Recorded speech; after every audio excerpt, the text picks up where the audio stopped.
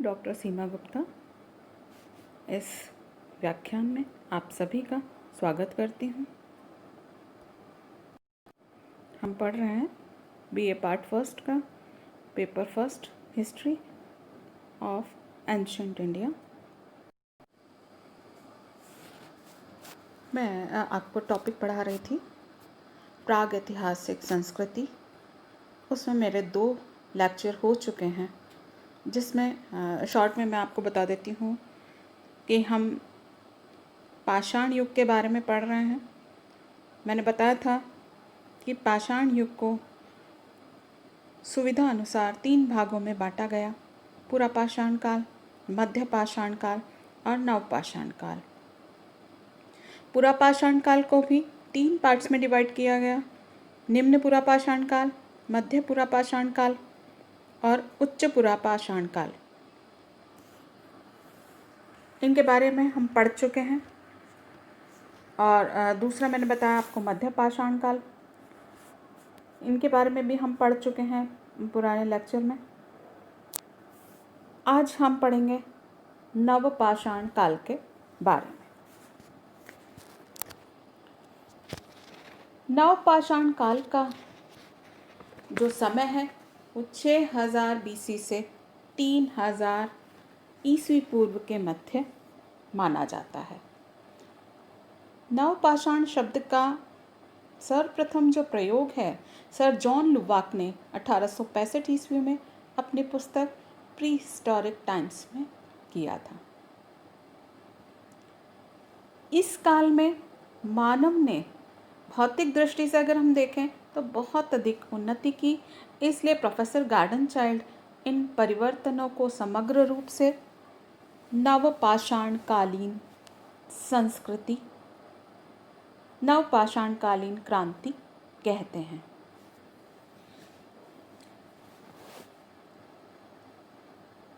भारत में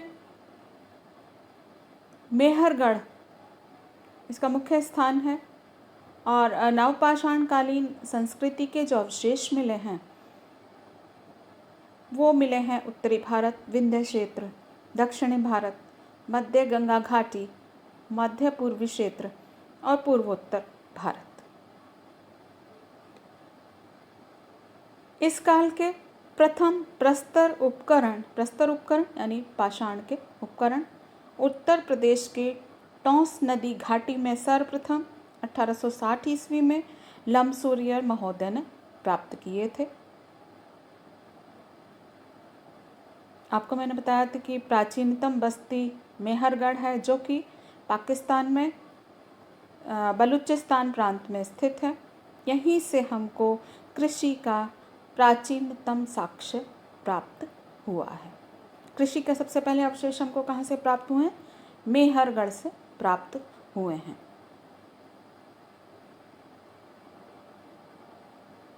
garden child ने इसको अन्न उत्पादक अर्थव्यवस्था के नाम से वर्णित किया है। कुठारा यानी हथौड़ा और कुल्हाड़ा इस युग के प्रतिनिधि उपकरण हैं। मतलब बहुत ज़्यादा संख्या में ये उपकरण हमको प्राप्त हुए हैं, जो बहुत सुडौल हैं, सूक्ष्म हैं और पॉलिश युक्त हैं।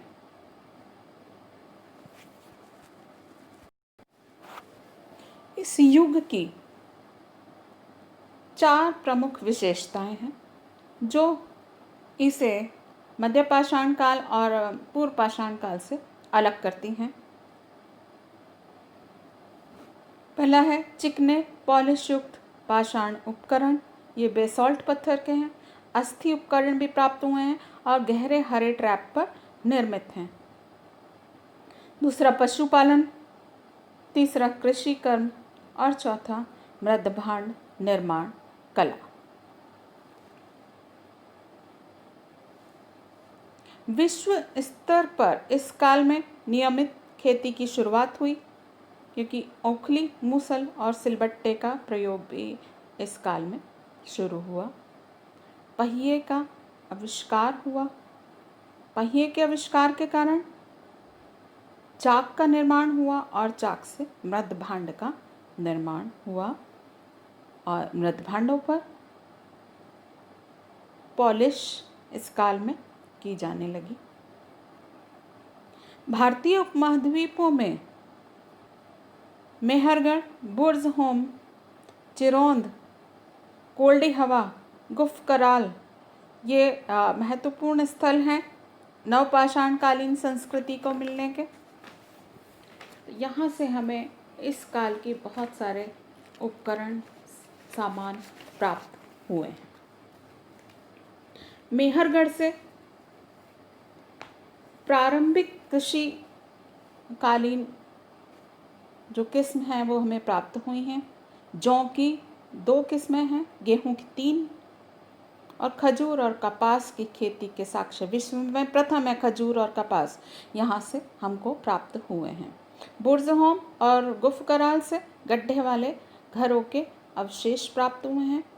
कोल्डी हवा से वन्य और कृषिजन्य दोनों प्रकार के चावल का प्रथम साक्ष्य मिलता है जो प्राचीनतम प्रमाण है और इसका समय है 7000 से 6000 ईस्वी पूर्व।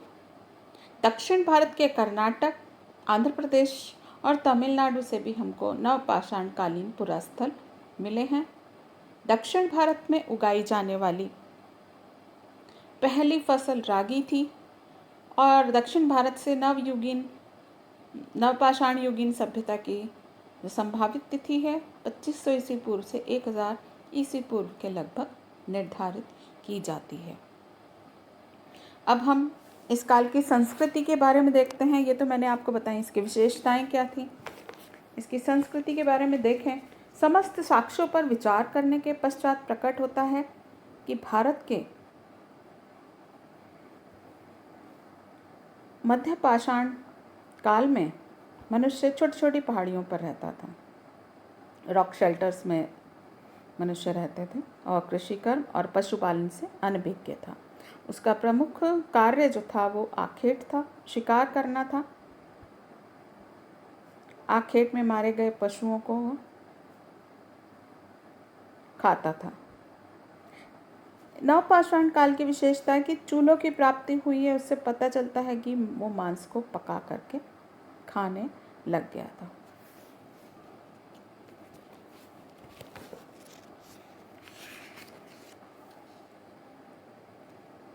उसने हंसिए का भी आविष्कार कर लिया था इस काल में और इलाहाबाद से हमें धान की खेती के प्राचीनता अवशेष कोल्डी हवा से प्राप्त हुए हैं। इस युग की सबसे बड़ी विशेषता पशुपालन सर्वप्रथम उत्तर पाषाण काल में ही प्रारंभ हुआ। अब जो मनुष्य है वो पशुओं के साथ रहना सीख गया था और पशुओं को पालना उसने शुरू कर दिया था। उसके पालित पशुओं में गाय, बैल, भैंस, भेड़, बकरी, कुत्ता और घोड़ा विशेष उल्लेखनीय है क्योंकि इनकी हड्डियां हमको खुदाई में प्राप्त हुई हैं। अब उत्तर पाषाण काल में मृत भांड कला का भी उदय हुआ क्योंकि कृषि कर्म और पशुपालन ने मनुष्य की खाद्य सामग्री में अभूतपूर्व वृद्धि कर दी और अनाज को संग्रहित और सुरक्षित रखने के लिए उसको आवश्यकता प्रतीत होने लगी तो उसने मिट्टी की सहायता से भांडों का आविष्कार किया जिसमें यह मनुष्य का सर्वप्रथम रासायनिक आविष्कार था। इसमें हमें घड़े, कटोरे, थालियाँ, दस्तरियाँ आदि खुदाई में प्राप्त हुई हैं। वस्त्र निर्माण करना भी मनुष्य ने सीख लिया था क्योंकि इसी काल में कपास की खेती प्रारंभ हो गई थी। उत्तर पाषाण काल में गृह निर्माण का भी उदय हुआ क्योंकि हमको गुफ कराल और बुर्ज होम से मकान के अवशेष प्राप्त, गड्ढे वाले मकानों के अवशेष प्राप्त हुए हैं। और एक और विशेषता थी पॉलिशिंग प्रणाली का भी उसने उपयोग किया। मनुष्य ने पाषाण सामग्री को रगड़ रगड़ कर चिकना और चमकदार बनाना प्रारंभ कर दिया क्योंकि इस प्रकार की पॉलिशदार कुल्हाड़ियाँ और घड़े हमको प्राप्त हुए हैं। अग्नि के प्रयोग से वो भोजन पकाने लगा और उत्खनन में अनेक पाक भांड मतलब भोजन बनाने के बर्तन और चूल्हे हमको प्राप्त हुए।